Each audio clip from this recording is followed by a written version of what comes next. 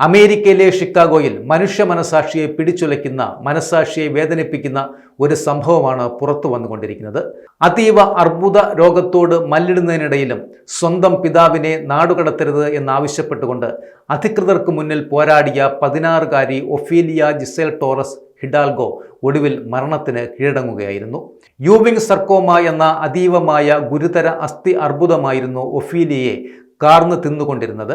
രോഗശയ്യയിൽ ആയിരിക്കുമ്പോഴും തൻ്റെ പിതാവ് അന്റോണിയോ ടോറസിനെ മെക്സിക്കോയിലേക്ക് നാടുകടത്തുവാനുള്ള നീക്കത്തിനെതിരെ അവൾ അതിശക്തമായി നിലകൊള്ളുകയും ചെയ്തിരുന്നു. എൻ്റെ അച്ഛനില്ലാതെ എനിക്ക് ഈ വേദന സഹിക്കുവാനാകില്ല, അദ്ദേഹം എപ്പോഴും എൻ്റെ കൂടെയുണ്ടാകണം എന്ന ഒഫീലിയയുടെ അപേക്ഷ ലോകശ്രദ്ധ തന്നെ നേടിയിരുന്നു.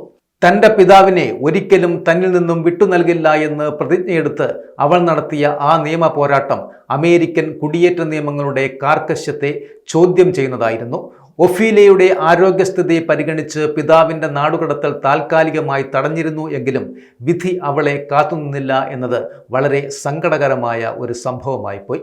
പിതാവിൻ്റെ കൈപിടിച്ച് ജീവിതത്തിലേക്ക് തിരികെ വരാൻ കൊതിച്ച ആ 16-കാരി ഒടുവിൽ വേദനകളില്ലാത്ത ലോകത്തേക്ക് യാത്രയാവുകയായിരുന്നു.